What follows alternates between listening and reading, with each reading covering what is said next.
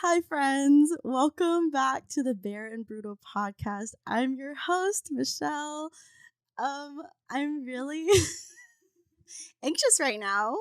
I haven't recorded in like 2 weeks, and I'm here today with a special guest, and she's making me nervous. I feel like I'm on a first date right now.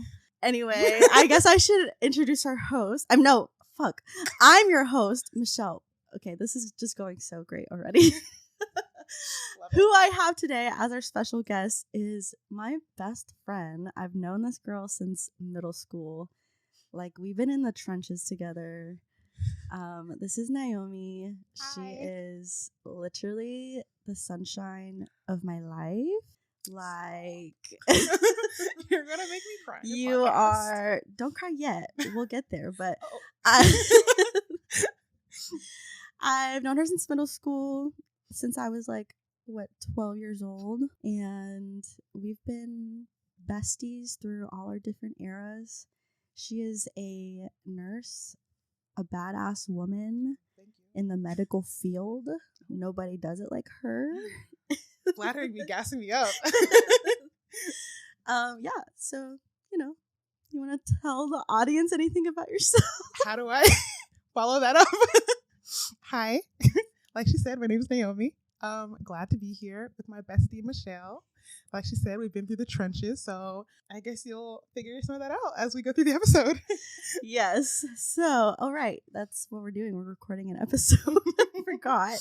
Our topic today is something that I think a lot of people are going to relate to and hopefully find helpful. We are tackling dating in your 20s. Ugh. Yeah, exactly. I have a couple questions that I prepared. And we'll go with the flow like we always do. But one thing about Naomi and I is that anytime we're together, honestly, I should be recording the times that we hang out because we get real deep. Someone ends up always crying. Having a cute little mental breakdown, Even on the phone. So whenever we were about to record this, Naomi and I were really just flipping out. Literally 2 anxious brain cells just trying to get it together. But yeah, every time we hang out, this is just normal. This is just a normal hangout. Yeah. Just think of us being our all mentally ill selves and having a nice combo. So yeah. So the first question that I have, she already read some of the questions, so she knows, but I want to know, what is the worst or cringiest thing a guy has ever said or done on a date with you? So, I would say it's not cringy. It is the worst, depending on your stance on this, I guess. Okay. So the backstory, kind of really quick thing, is he was conservative and I'm liberal. And of course, I'm okay with giving things a chance. I wanted to see how he would vibe, not just focus on his political affiliation. Yeah. But so he was very gun pro and I was not.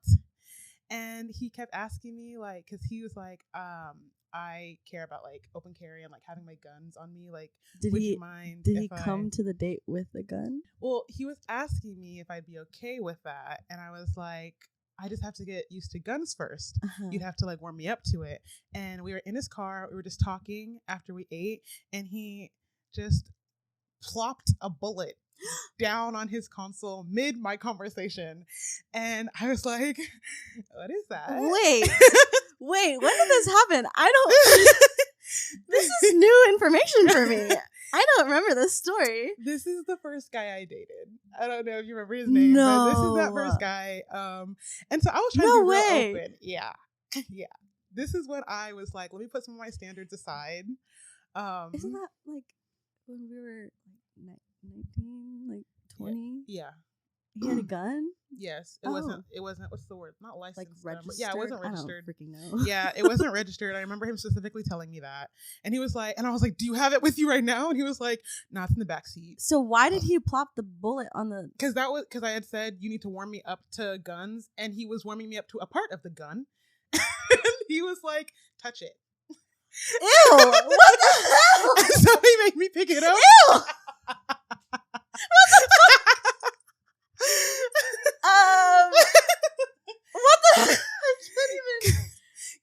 touch like, it. Touch my bullet. You want to be warmed up, girl? I mean, that's not the only bullet you have. But we'll say that. Oh, okay. Yeah. Anyways, yeah. And so I was just like, okay, because he asked me if I would be okay with going to like a shooting range, which honestly, like, I'd be okay to do that, to like try that out. It seems fun. But he was like, yeah, to do this, like, you have to be able to touch the bullet. So like, touch it. And I was like, okay, mommy, I want to go home. So that's like the worst. I've never been confronted with a bullet with a weapon in the back seat, you know, in the car. I would agree that that is pretty bad. In the trenches, babe. I'm just trying to think like what's going on in this man's brain where he's like, I think he has only dealt with like people that are used to was them. this like premeditated before the date? Like he's like keeping it in his pocket. It definitely he's like, when was. do I bring out the bullet? No, it definitely was, because it was like he didn't reach into his pockets and he wasn't touching like the center area, so it must have been like on his driver's, like, you know. Oh, he just had it ready. Yeah, he had it ready. Oh, because he didn't even get the rest of his like bullety stuff. And like I saw his case. He showed me the case, and that was legit in the back. So he had that one bullet sitting in his front, in his driver's side door, just ready to confront me with that. I mean, I guess that's kind of nice that he put some thought into, you know, warming you up. I'm just glad he didn't drop the gun on the console, because I would have ran. See, this is what we need to do better. We need to do better, because I'm over here like, yeah, he put some thought into. he planned that. I love the plan. No, yeah. You need to stand on business. No, really. Okay, and stop. Don't be like me. Don't be like me. Don't let a man confront you with a bullet and stay. Don't stay. I don't even remember what my worst story was gonna be. You really caught me off guard with that one. Yeah, that's crazy. I don't know what I would do in that situation. Like, did you? I touched it. I didn't. I was scared. You did touch it? I did touch it. I touched it. I played with it. Sounds really bad. And I was scared because I was like, why do I need to? Because I was like, why? I don't want my fingerprints on this. Like, I don't know what you're going to do with this unregistered gun. You know what I mean? I watched a lot of true crime. He's trying to set you up. That's what I'm saying. I watch a lot of true crime, guys. So. Actually, though, yeah. So I did wipe it off after, though. Oh, okay. I'm very, like, but anxious. Your fingerprints still stay even after you wiped it? Yeah. No, because you wipe it with the thing and you let it, you toss it. Okay. Yeah. Okay. I don't know if it was like, you know, you need disinfectant. No. You just need to wipe it with like a cloth. Clearly, I'm not a what is it? True crime person? A detective. Oh, a detective. There you go. Investigator. What is that called? Okay. I can think of one. Okay. So, obviously I'm in a long-term relationship. Yes. Now. I've been with Michael for like 6 years. I guess I kind of love him. Maybe. Kind of, you know, still the what's it fucking called? Trial period? Oh. Is that what you're getting? Trial period? Sure, we'll call it that. But we were a little toxic on and off, you know, we were young, okay? And in the period of one of our off stages, that sounds so bad, I was in my hot girl summer era, and I went on, you know, a few or a lot of dates, and there's one particular guy, I just remember he told me to meet him at this taco place, and I was like, okay, like, cool, like, I don't want you to pick me up anyway, because, like, I want to be able to leave in case you try to kill me. And so meet him there, and mind you, he said he lives in like the SMU area, which nice is like area. bougie, bougie, and I had to drive like 45 minutes in traffic. I find out that he lives like down the street from there. I thought he was like finding a spot that was maybe like halfway for us. Like, he obviously knew where I was, like the area. Oh, you mean like that legit was like his area? Like, yeah. That's annoying. And he said like, oh, this is like my favorite taco spot, and I hadn't heard of it, but I get there and it's like literally the widest taco place ever, like giving Portuguese vibes. So I was like, okay, we get in there, I'm like, whatever, I'll just it's okay. Maybe it's good. And we get in there. I don't know how you feel about like guys paying on the date? Like, I don't know what your take is on that. We can talk about that. We will. But I get up there and I'm ordering and he's ordering, and well, he ordered first and then he was like, "Oh, do you want me to pay for you?" And I just like, I don't know, it was weird the way that he asked me. Yeah. And so I just said, no, like, it's fine. I got it. And he's like, I mean, we can split it if you want. And like, okay, let me pause. This is not even the worst story that I'm just leading up to it. Okay. Okay. Yeah, We're giving context. For sure. And so I didn't mind. Like, I feel like first dates, for me, I think I would appreciate if the man paid for my dinner or whatever it was. Agreed. Okay, whatever we're doing. Yes. But I'm also a hyper independent girly, and I'm like, I got it. Like, you need a kidney? Like, I got you.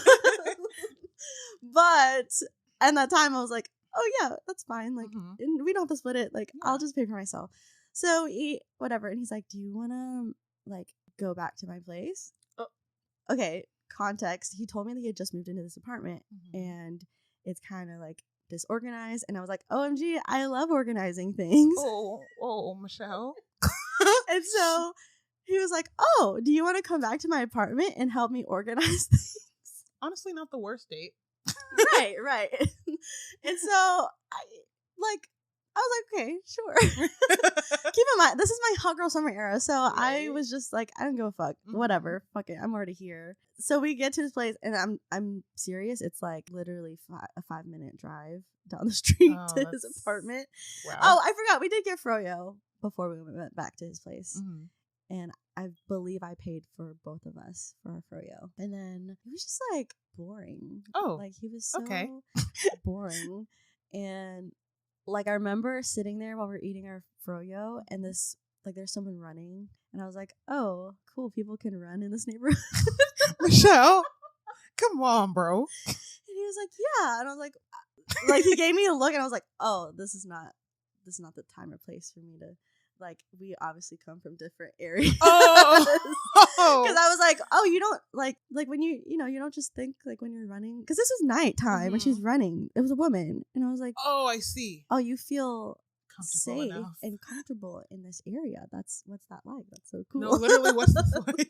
Never heard of her. And he's like looking at me like I'm crazy. I'm like, moving on. Anyways, get to his place, and he basically, that was the day. I organized his closet for him.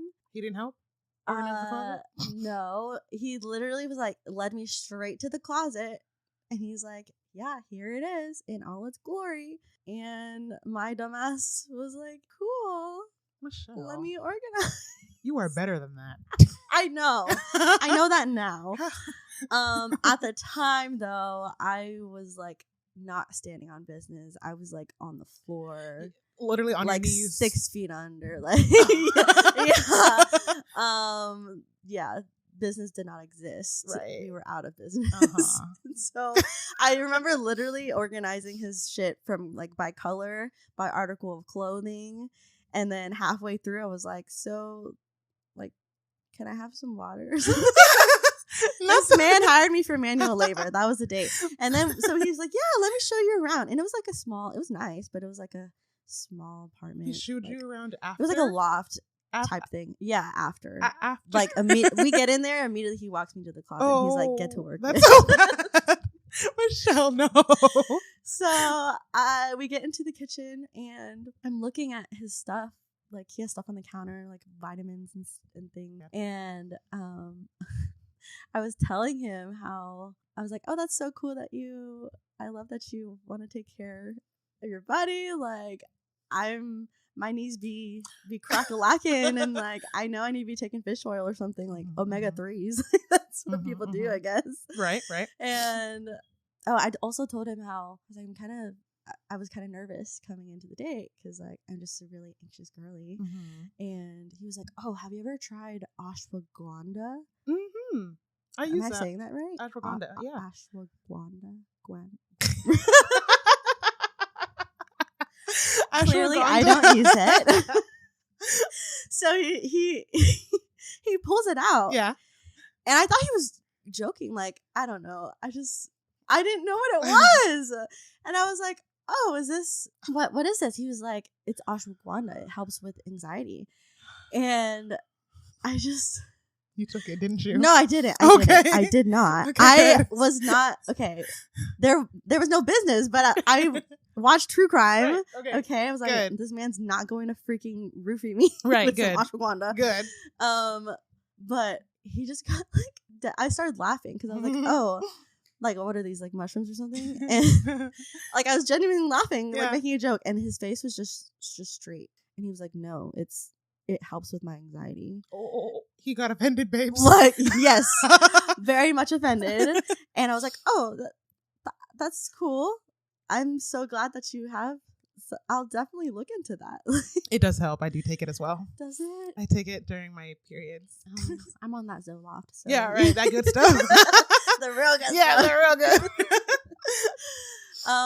Yeah, and then I'm thinking, like, when is this man gonna like make a move? Because like, I didn't just come organize your closet and listen to you give me a like GNC lecture on ashwagandha. Can I ask what the plan was for this date? Like what he pulled you in with? Like what was the So are you saying like what were y'all gonna was do? in my mind? No. Why I said yes? No.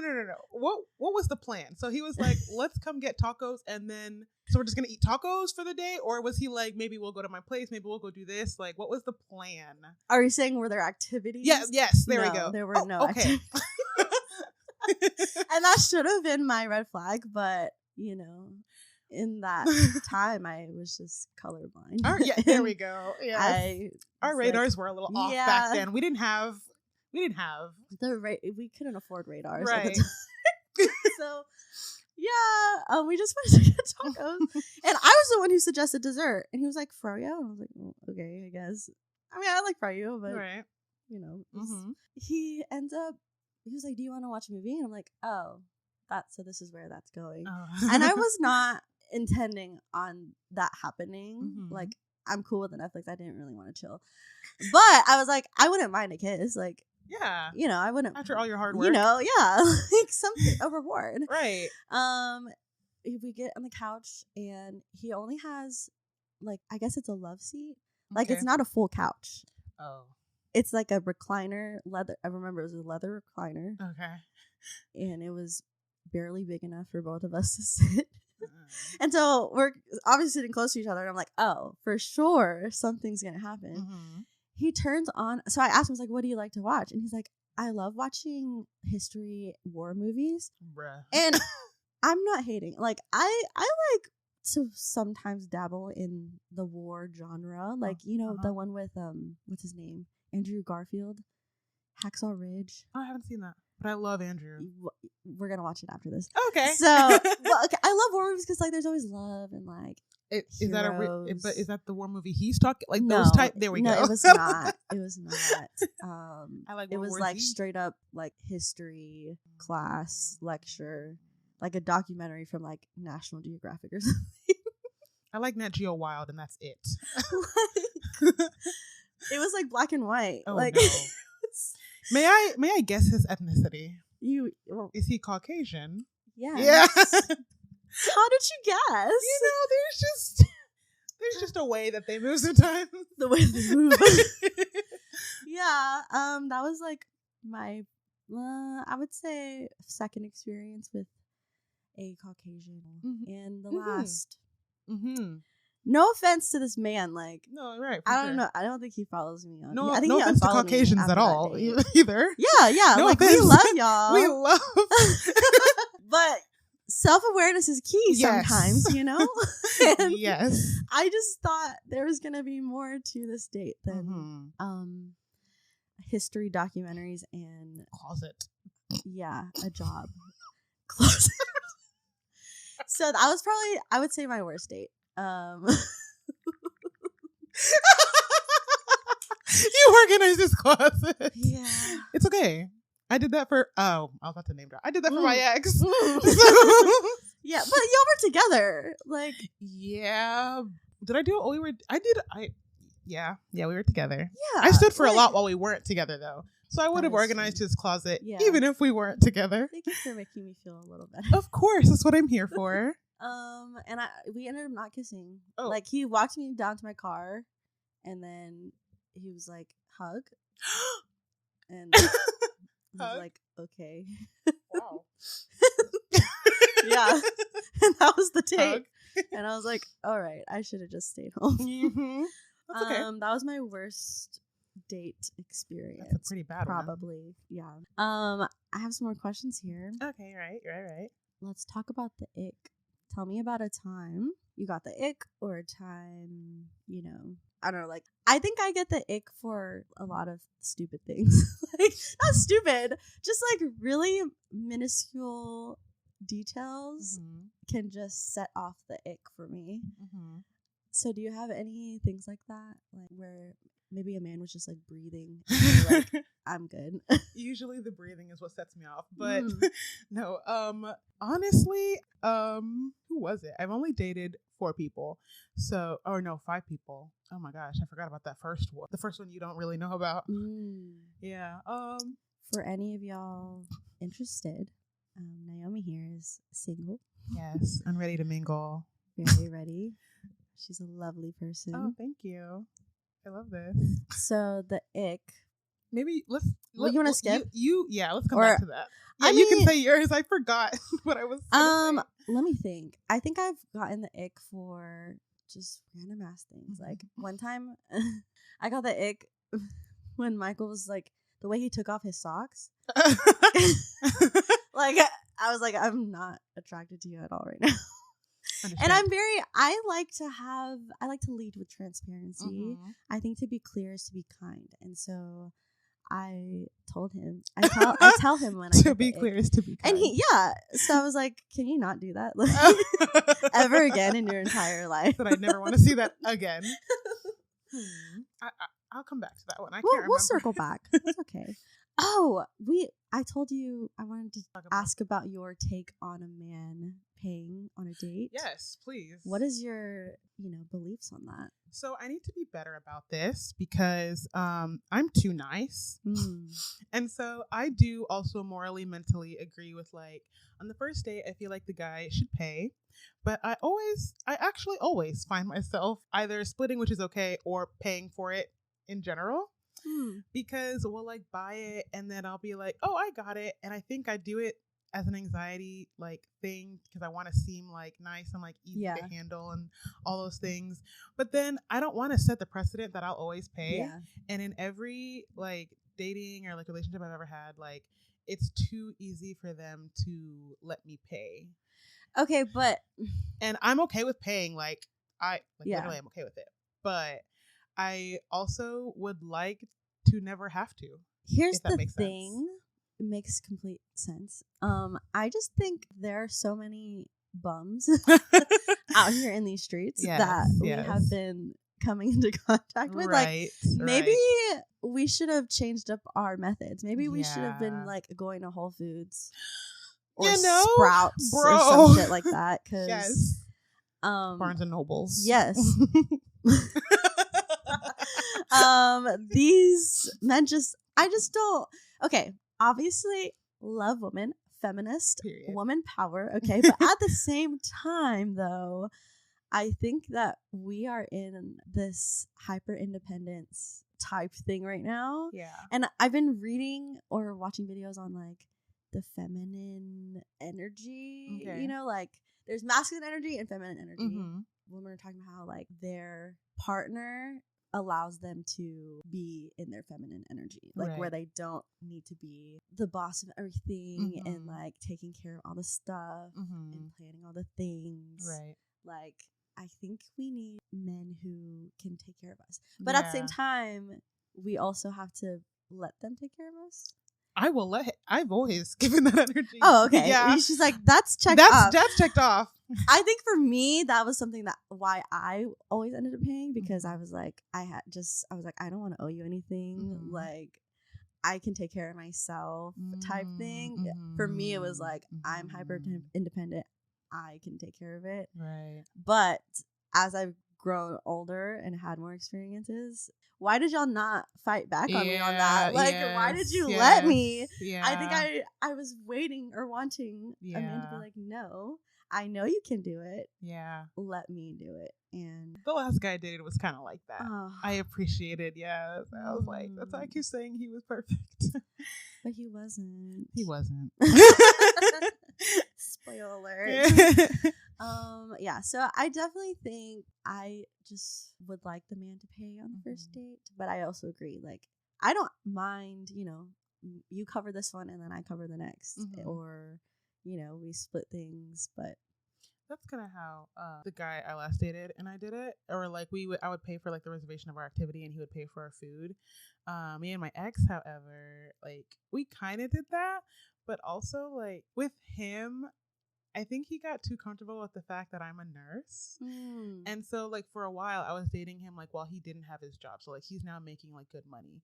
And I feel you like built that man up. I did build. I did from the fucking ground, honestly, from the ashes. Bob the Builder shit. Oh God, okay. What is it, Handy Manny? Like, because I met this man when he was on unemployment and was still like was actually in his fifth year of college. So he was like a super college senior, playing games on his. Oh no! I'm telling you, like Oh no! What was wrong with me, really? But so he got too like comfortable with the fact that I was okay with paying, and he'd be like, "Oh, okay, you know what? I think that was what one of my ex was," because he would be like, "You're like," he would text me and be like, "You got this one, 100." Yeah, or like, "You're paying 100." Ew. Yeah, and like, cause if you said it like that, I'd be like, "Oh yeah," like I would laugh it off. Like as like him saying it as a forward joke, like obviously meaning it, but like saying it in a joking way. And then of course I would reply and be like, yeah, like no problem, it's whatever. But like the 100 is like so like he's literally you're paying, like you are. That's it. There's no choice. There's no choice. There's no like that's it. And I was just like, ew. That's so girl. Like because I'm so like easygoing. I feel like I'm very chill, and so like I'm down to like pay or do whatever or like to I'm not. It's very easy to please, but I feel like you don't have to do too much. But that pisses me off. We're not asking for a lot. Okay? We're not. There we go. I'm not asking for a lot. I just don't want you to be asking me for gas money or God, bail money. Yeah. Oh. Spoilers. I just don't want you to take my money and run with it. Right, you know? And never pay it back. Oh. And still owe it to this day. So, do you believe in rebounds? We're changing. We're switching. What's your take on that? Do you think that you need a rebound after getting out of a relationship? Is it wrong? Thoughts? I think so the first one was, do I believe in rebounds, right? Yeah, I do. I think it depends on the person though, because so for our mutual friend, I don't want to like we don't got a name. Yeah, I don't want to name her, but like our mutual like friend, we were just talking about how like she needed a rebound after her longtime ex, and so she was like that rebound helped her really get out of her like, slump. Yeah, even though he ended up being kind of crazy, but it helped her. We just love the crazy ones. We love the crazy ones. For me personally, though, I feel like I don't do very good with rebounds because I think I just need like time because it hurts so much. Because me personally, I invest a lot of my feelings into like every relationship I have. Yeah, like whether it's friends or I'm dating or whatever. It's hard to like switch off that emotion. It's like harder than anything. And so for my ex, I think was it a whole year? I think it was a whole year before I started dating recently again, or 2 years. But wow. I think though that's actually healthy. I think that's actually what people should do. Oh, okay. So I think that you are like the model. Oh, okay, that's good. Because here's the thing, I do think. Well, okay, maybe my opinion's changing now.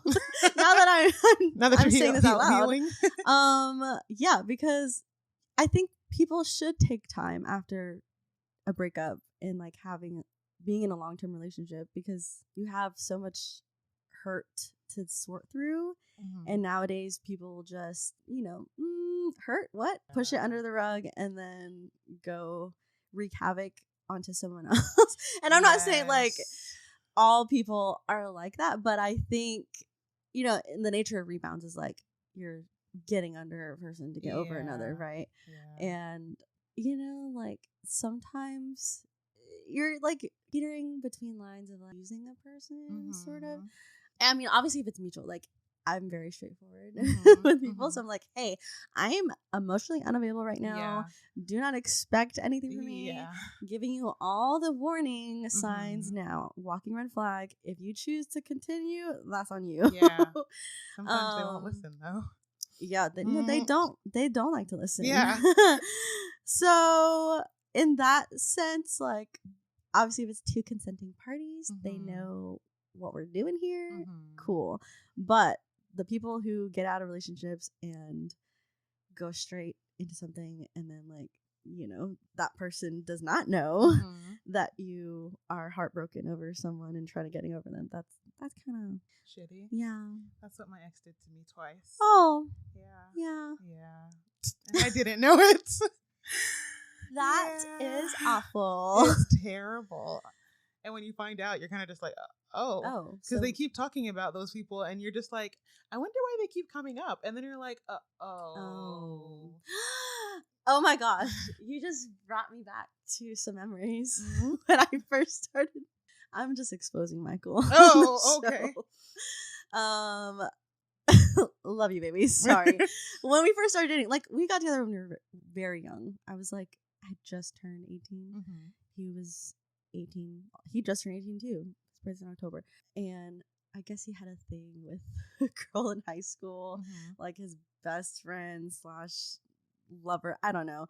She ended up ghosting him. Yikes. And then literally a month later, he met me and we went on our date and stuff. And I will never forget. And I still give him shit about this to this day. We were driving on a date, and when the beginning of a relationship is like holiday time, right? So like Christmas music. So we're putting on some like Michael Bublé, and the song comes on, and he goes, "Can you change the song? I can't listen to this song." And I was like, "Oh yeah, sure, okay." I skip it. And this man could have like not yapped his mouth. Yeah. He could have just stayed quiet. Shut up. We could have just sung along to the next tune. Right. But instead he decided to explain to me why he can't listen to that song. To be clear is to be kind. Oh. You are right. You are so right. So he was just being really kind to me. He was being so nice. Yes. And he was like, yeah, it just reminds me of my ex. Like, I just can't listen to it. And there was also a period of time where he refused to call me like babe or baby. It's gotta hurt. Because he said, I can't say those words because it reminds me too much of my ex. That would piss me off, actually. Again, business was out, not there. Yes. And I was like, yeah, okay. So for a while, we just called each other Michael and Michelle. Oh no. Wait, how long did that last?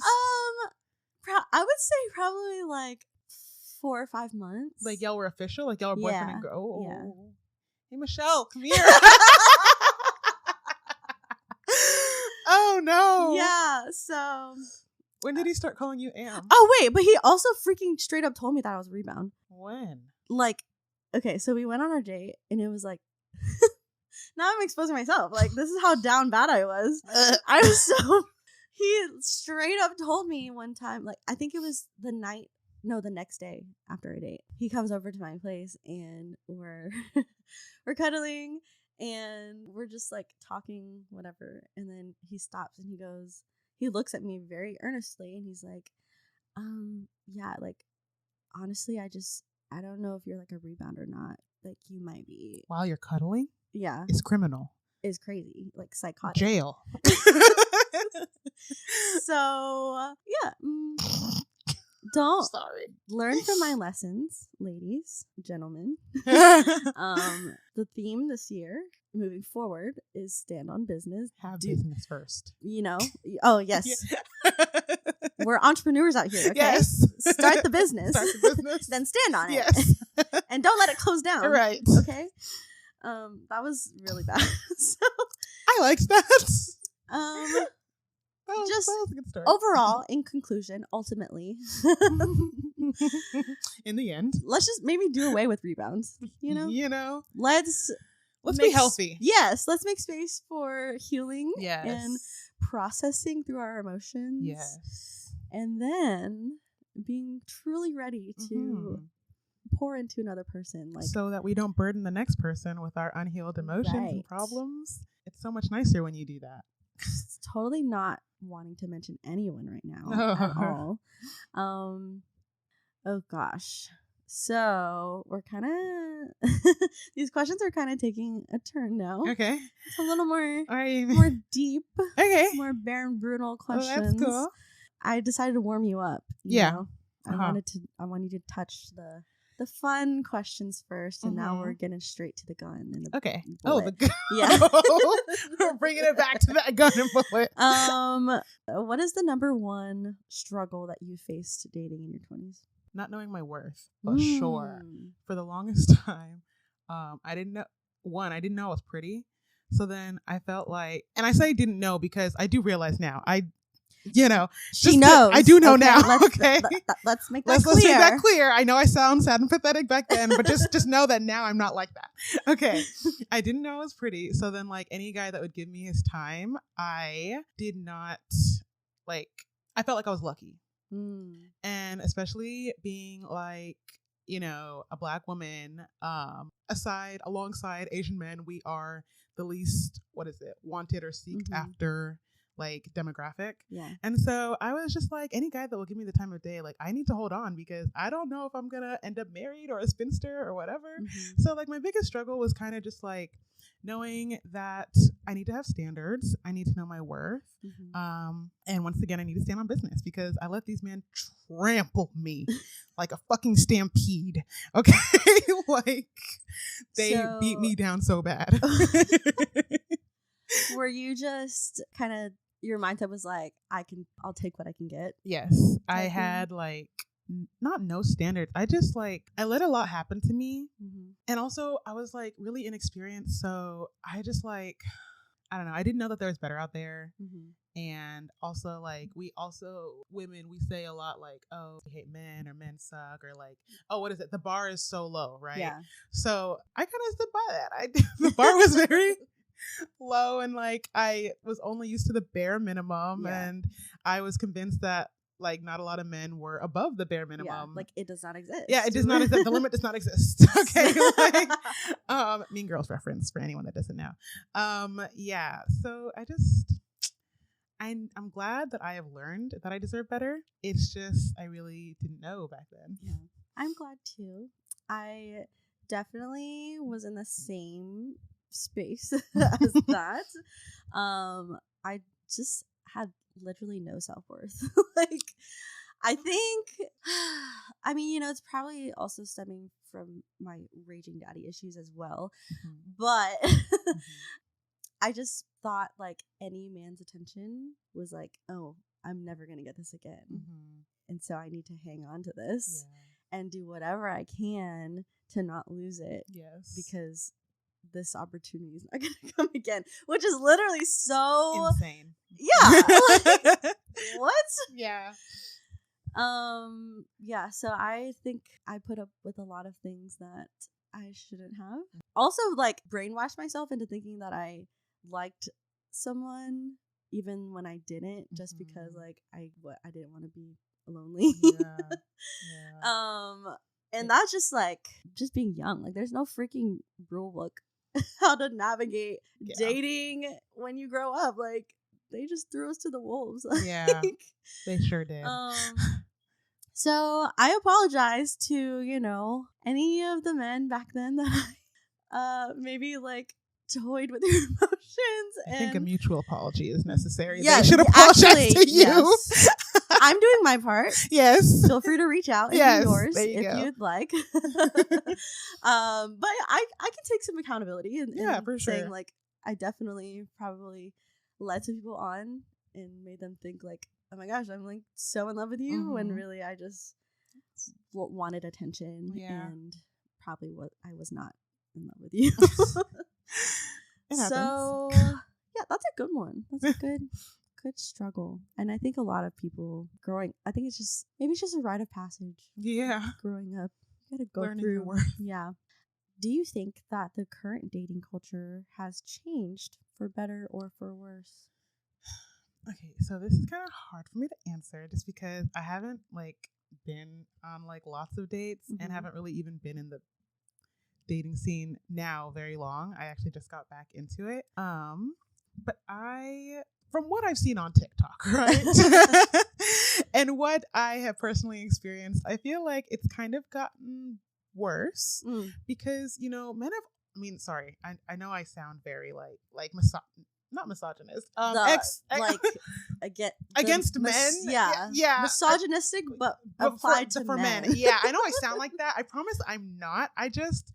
We're not men haters. Yeah, I'm not a man hater, okay? But back to my point. Men have always had the audacity, but I think the term sassy man has really reared its head in this this season of dating or this new culture of dating. Can you enlighten me on what the sassy man is? The sassy I'm man not on TikTok routinely anymore. So do you know how Drake acts? Oh, he thinks big dick energy, big dick energy. Yeah, they're also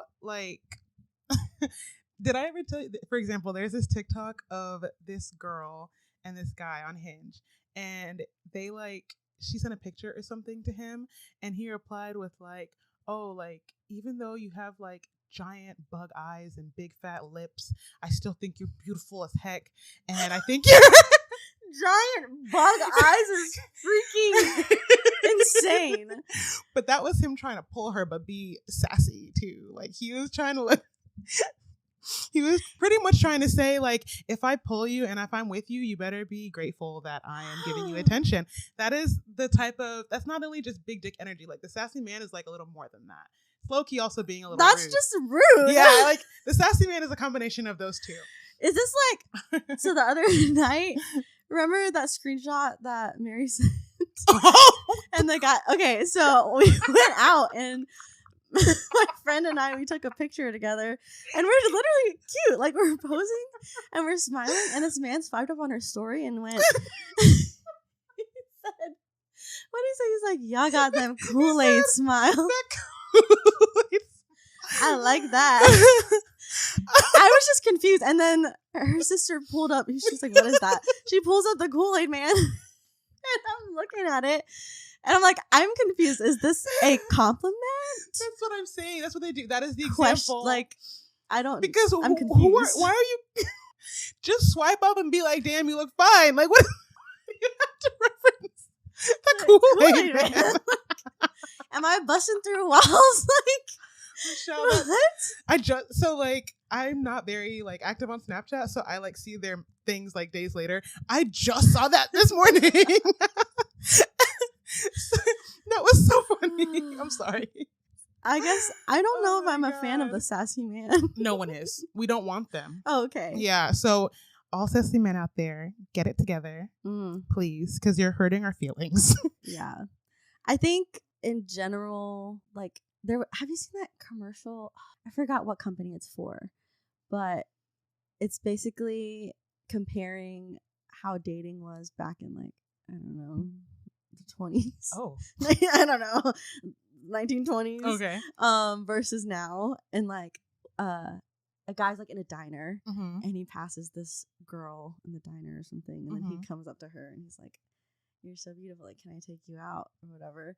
And then it switches abruptly into a guy swiping on something like Tinder or Hinge. I forgot. I need to look up the freaking ad. If y'all know what I'm talking about, I hope you do. But I think as a whole society, we're very into our phones now. Yes. I am guilty of that. Same. And you just don't meet people organically. Yes, organically, authentically anymore. There's no cute meet cutes in the coffee shops or Barnes and Nobles anymore.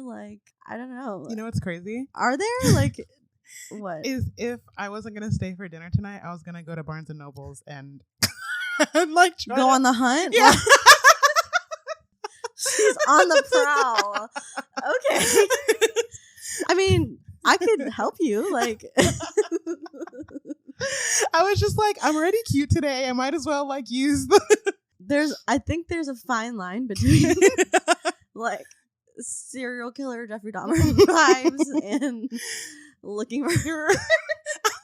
No, I was just gonna read at a table and hope somebody comes up to me. Oh, okay. Yeah, okay. I'm like envisioning you in between the shelves, like sticking out. Michelle, I'm too anxious for that, babes. Okay. I'm too. I can't do that, even if I wanted to. Okay. Yeah, it's just changed. Like, where's the romance? Where's like the grand gestures? I mean, we don't want like love bombing, like no, but no, we don't. Just like, I guess the pursuit. Yeah, I don't know that I've ever experienced the pursuit. Well, I will. Yes, I have experienced it before. And I think now in my own long-term relationship, like, we try to generate the pursuit because, you know, being with someone for so long, you gotta, I guess, find ways to be excited and like still date each other, which sounds really depressing, but like, it's real. I think in my experience, like, you were sold the idea like, oh my gosh, you're gonna be so in love with your person all day, every day, and if you're like not, then something's wrong with you. Not true. Yeah, and I think it takes work with a stranger, like when you're pursuing someone, and it also takes work when you get into a relationship with someone. Like, you don't just drop off the face of the earth and stop doing all those things just because you secured the bag in your relationship now. And I feel like a lot of guys think that and then they stop courting their women during relationships, and that also helps ruin a relationship. Let's say that happened to me. It's not fun. It takes a lot to get them off the couch again after you say, yes, I'll be your girlfriend. And I think that was probably like a down in Michael and I's relationship at one point too. Like, there's a phase where we just got really comfortable, and also life happens, you know, like we're obviously grew up together, still young, still growing, and like, you know, work gets in the way, family, social events get in the way, and like, it's really easy to just let your relationship, what is it? Hover? Just like, not hover. Like, not flatline. What is it freaking called? Be stagnant? Oh, okay. I was like, not flat. We are alive and we are well. Okay. Yeah, and I think that's something that kind of caught me off guard getting into a relationship, because we see fairy tales and these whirlwind romances, and then when you, in reality, you get to that point, you're like, oh my gosh, we need to break up immediately because this is not working. When really, like, no, it is working. We have to work on it. Yes. It'd be hard. It'd be hard. It'd be real hard. Let's see, what else do I have on here? How do you know if your standards are too high or too low? That's the first part. I guess what I mean is, like, how do you toe the line between where we were when we were like down bad, knees on the floor, not standing, where you have absolutely no standards at all, versus there's also the opposite end of the spectrum where people have super high standards where they're really rigid and like literally having a checklist. And if you don't meet every single thing on my checklist, it's a no. Or like, if you make a mistake too, it's like, you're done. And I think it's weird. Like, we have that culture now too, where we're like, oh, fuck men. Like, yeah. Like, after one mistake, men, but also like, you know, people do make mistakes, and like, you have to give people opportunities to grow. But how do you balance that? Like, so that is something I'm still figuring out. Because I realized I'm still my problem has never been my standards have ever been too high. So I'm gonna pause to think about that one for a little bit. I can't speak on that one. Yeah. But I think with your standards being too low, you also just kind of have to experience the trenches a little bit. Like, everyone's got to, you know, get an experience in like, okay, this was so bad, I never want to deal with this again. And then that's how you like build on your standards, and you realize like, I don't want to stand for that, like, ever. That was terrible. Or like, this wasn't so bad, I think I just had to like work on this with my partner. And you definitely have to have a forgiving heart. I feel like there are too many people that are like so quick to like cut you off for one mistake you made. Sometimes it can be like a really big mistake. But I think that, you know, we're all human. Obviously, like, intentions matter. If like, you know, if you see like a future with this person, or if you like are wanting to be open with that person, I think you should just like give it a shot, like give them another chance. I'd like to think that people are redeemable. Yeah. Like, do deserve a second chance. Now, I think you also can know that your standards are too low if you're talking to a guy friend and he's like, bitch, that's the bare minminimum. Because so I just had that. Yes. A man. Yes. On another. That's good. That is good. Because my friend recently, he asked me, he was like, I can hook you up with someone. And I was like, okay. And he said, what are you looking for? I was like, he needs to have a nice personality. He needs to have a car. He needs to have a place, like, no, not a place to live, because I live with my parents too, so I can understand if somebody's living with their family.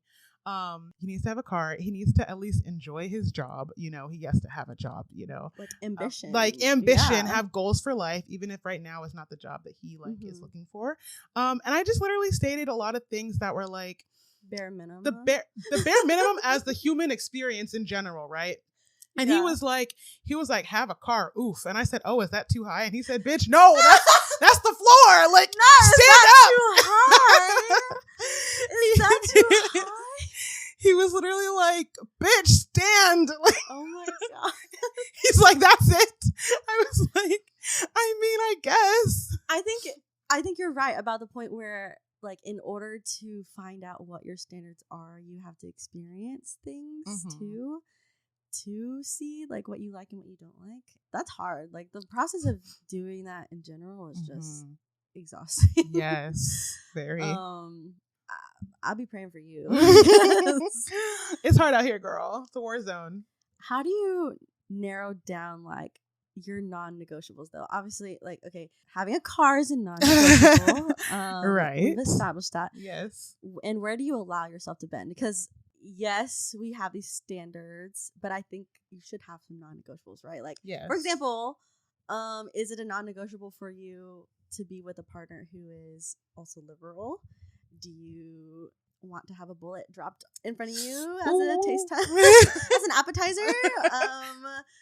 Where do you like bend? Because like back then, I think I had obviously standards or like morals and things that I valued, and I just like I bent like it was bent. It was like broken.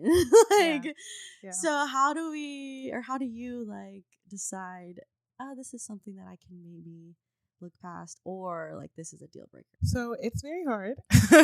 First of all, because I was gonna say, like, you know, if you just have like there are certain things you have like set morals on, like, of course those are your non-negotiables. But I as well have bent my non-negotiables. My two non-negotiables, quote unquote, are that you need to be liberal, which I've bent before. I bent that the first or the second guy that I dated, and also that you need to be Christian, which I bent that on the last guy I just dated because he was agnostic. And I don't know, like, for the last guy that I dated, it's because he hit so many like bullet points, and like we were just having a great time dating. I just wanted to get to know him, give him a chance. Like, also with him being agnostic, like I could convert him or he could convert. That's my thought process, okay? Because he can change. No, okay, like that was the biggest thing, because he wasn't specifically affiliated with a certain like political side. He was moderate, which I can deal with. As long as you're just not like conservative. I've learned that I cannot deal with that. He was moderate, and I was like, okay. And so with him being agnostic, I was like, okay, he believes in something. I just need to get him to believe in God. So maybe if he comes to church with me, he can change his mind or something. I don't know. That's the last guy that I... And it's also like the beginning stages too, you know? Like, right. But I think if that is something that becomes like a non-negotiable though, like, how do you have that conversation with someone? Hey, I really want my partner to be Christian. Like, so for him, the conversation, if we had gotten there, was probably going to be something like, you know, he knows I'm very spiritual because I let them know that like very early on. Also, like, I talk about God quite a bit. And so like I would just let them, I'm Christian. You don't necessarily have to be. Like, I'm not going to force God on you, but I would hope that you would at least be open to getting to know him and like not be upset with me for being like how I am, because, you know, like I said, I talk about God a lot. I'll like make Christian jokes, or like I go to chapel, and like I would want for him to at least come with me like once in a while or something. It's a huge part of your identity. Yeah. So I would just hope that he would be open to it. And then of course, like for my kids, they gotta be Christian. I'm sorry. So like you know, if you don't feel comfortable, because he also like had religious trauma, which a lot of people have, so I understand. Yeah. And so I was just gonna be like, you know, just be open to it. If you figure out it's not for you, that's fine. We can work through that. But the children, they gotta be with they gotta love Papa Jesus. Dios. They gotta love Papa Dios, okay? The Lord God. And that is a non-negotiable for me. The kids gotta be Christian. Okay. So this is like a side note that I put under that really deep question. Yeah. And it's imagine that you have met the absolute man of your dreams. Okay. Like, I'm talking, this is the love of your life in all timelines. He can communicate. He can critically think. Oh. We get it somewhere. Yeah. I'm talking man of your dreams. He's fine as hell. He takes care of you, but also understands that you're like a boss woman. Right. And gives you space to be a boss woman. Like, I'm smiling so hard. She's like, where's this man? Open the door. Yeah. Reveal him. But there's always a but. He has got like the ultimate, like your biggest pet peeve. I actually don't know what your biggest pet peeve is. Let me fucking talk is my biggest pet peeve. Oh, Do okay. not cut me off and listen. Always cutting you off. He's got like, he's the worst person who always constantly triggers your pet peeve. I couldn't date him. No? I can't. I talk a lot, okay? I'm a very talkative person. And also, like, one of my biggest things in general with everyone I know is, like, people don't let me talk, and I get cut off a lot, and it frustrates me to no end. So if I'm even dealing with that with my friends, I don't want to deal with that with the man that's supposed to be, like, my home. You know what I mean? Yeah. And my family, oh, my God, that's why I have problems with people doing it, is because my family does it nonstop. And so it's, like, a really big trigger for me. So if he did that, like, I couldn't be with him. Like, it would bother me too much. I couldn't fucking speak. Like, when am I going to talk to a wall? You're right. Yeah. For so, that, like, you wouldn't be with him, but like, would you let him hit? Probably not. Okay. I've learned. Okay. You have learned. That's right. We're no longer doing this. Yeah, we're no longer. We are in search of better. And if I can't, like, take the, what is it, like, I don't know how to say this, if I can't benefit from like him being that way, like long term, why would I let him like hit? Like, that's not even, yeah, you're right, all the great things that he has only right. benefits me long term. What's that gonna do for me if he hits? Like, you know what I mean? I love this. I love this energy. This is what we need to keep. I wish I had it all the time. We're working on it. We are working on it. Yes. Few more questions here. Okay, love that. How has your view, we've kind of touched on this a bit already, but how has your view on relationships and dating shifted as you've matured and had experience? So I feel like, I mean, it's okay. I want to say that, like, I feel like you should only date if you like are like ready to date and you have like good intentions with dating. But also, like, that's not true, because sometimes people just need to date to like let loose, have fun, like experience life. A lot of people just date. A lot of people just date to date, and some people need to do that to figure things out. But also, like, speaking from personal experience, I appreciate people who don't just date to date, because, or if you're gonna do that, let it be clear at the beginning so that you're not wasting my time. Right. Because it's really hard. Like, if you're a great guy and I really like want you, right, but then you end up telling me later that like, oh, I'm not like ready for a relationship, or I don't want to date like that, which my ex before we were dating did that to me, and I literally was like next to that man for a whole year, but without him claiming me because of that. And it's just really hard. I think that's how people get into situationships. Yeah. Like, one person's ready to commit and the other one's like just there for funsies. Yeah. And and the other person won't know it's a situationship. So I think just communication. Yes, really, is key. Like just to be clear is to be kind, people. Please. How do you think the role models of love you grew up witnessing impact the way you see and act in relationships as an adult? They have made me so naive. Really? Yes, because I feel like because I love love. I know. I'm sorry, crying, girl. You're a lover girl. I love love so much. I love romance. And I feel just like people are not, like, it's not easy to date. Like, we knew that. But, like, it's just so hard to find someone. Because people, I don't know how to describe it.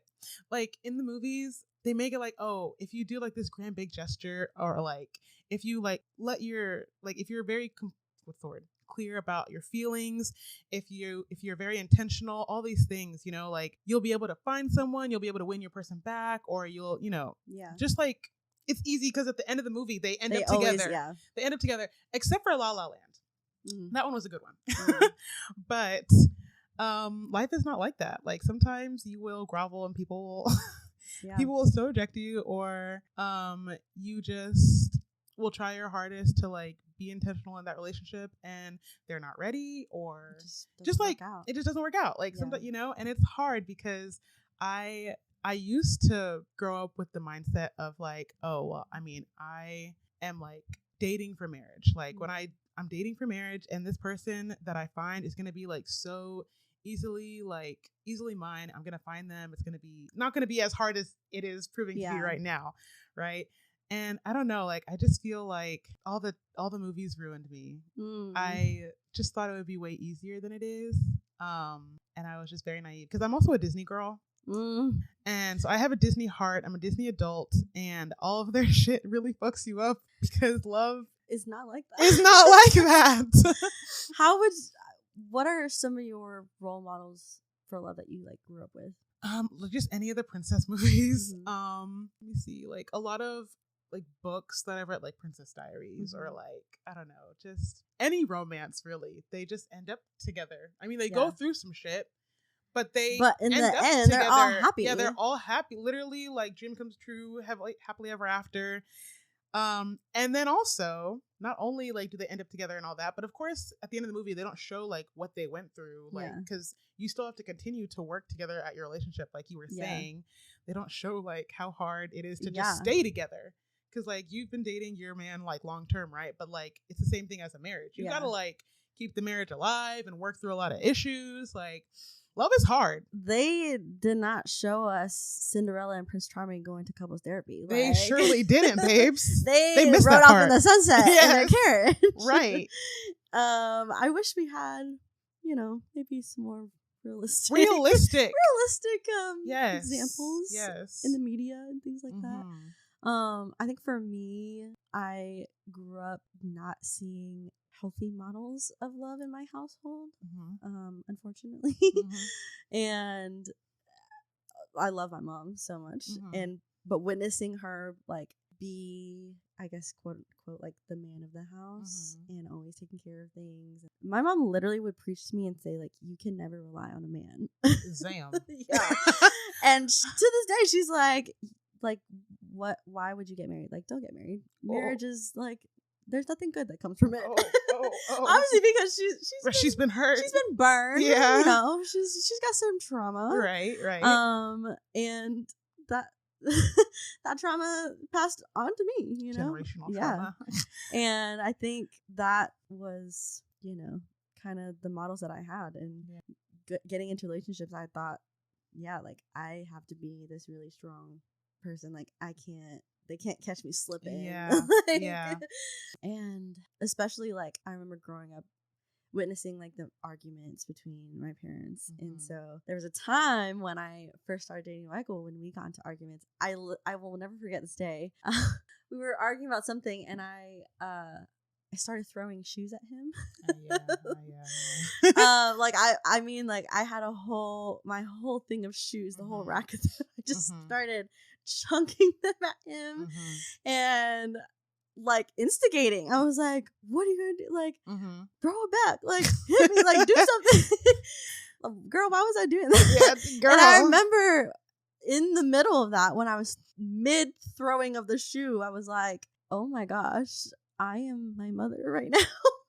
Because I remember seeing, like, you know, my mom throwing things in arguments and like yelling and like doing the same thing, like getting in this face and like, oh, what are you gonna? And that was my model, right? I was like wired seeing those things. Yes. And so I thought, this is what you do in order to be heard. I didn't know you could just, you know, speak. Talk about your feelings. It's okay, baby.